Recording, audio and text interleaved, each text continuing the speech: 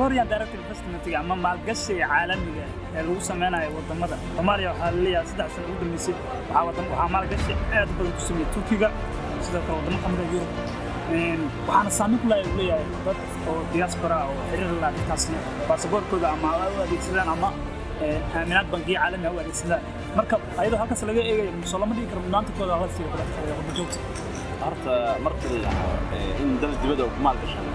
macnaheedu ma inuu qof Soomaali ah ka turjumaan qof kale adiga waxaan ku sheegay diaspora waa dad Soomaali marka la ku soo celino qof oo muwaadin oo kula mid ah walaalka in adeerku aad garanayso waa mugta marka laga tago san hor u sheegay adduunka inta badan Jarmal oo kale markaan eegno master ma hadda waa saay u agtaa beeri ma saay u agtaa in diinta u agtaa alleeyahay wasiirada markay noqoto wasaaradaha kala duwan ha noqoto local government dawladda hoose iyo kala baarlamaanka waxa ku batalay qurba joogta kuwaas oo saameyn baan ku hayo dhaqanka wadanka iyo sidoo kale diinta markay imaato ayadoo lagu saleynayo in habeenada ay fureen hoteelo markaas lagu keeno waxyaabaha aan loo baahnayn dhaqan ahaan hadda inaan meesha ka sheegno marka maadaama wadankii saameyn ay ku leeyihiin soo lama dhihi karo maadaama diaspora waxa soo kordhiyeen wadanka xilka ma qaban karaan walaa diaspora waxay way qaban karaan oo taa hore u saleynayo dhaqamada ay soo kordhiyeen aan dhaqan ay xun soo kordhiyeen waa arkin kun farqi laga hadda dhaqan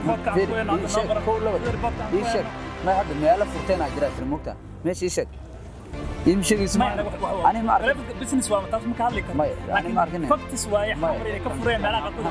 أنا أعطاك مسنين أعطاك مسنين وعي عالمين أقول شيء وعي ذات مو حد كديد سامع بدلش كديد شيء إنه حيوان يجران أنا تبع عمرو أركن بقى إنه هوتيل يجران رباط أيضا لو قرنا ما أركن لابو إنديه كان كمان لكن مهم ما واحد صادق عارفين يسجل صح وشخص سومالي وحي قانون شو شيء صح ما ميدان هو شيء بيري شرع إن دلك واحد برشو الوسع عشو إن دلك حواد دول الناس دبلو تعيش يا صاحب بيري دلك منكم الله يصبر وحسامين كلام يصبر وعلي جار واحد كذي سامين تقبل كلام ولا لا سودنا بس ولا تاسنا ولا قوم علينا ودلك خصوصا معناها markii la bees wax barashada dib u soo celinteeda ayaga wax shaqo kuma page-keena like iyo follow aad tiraahdo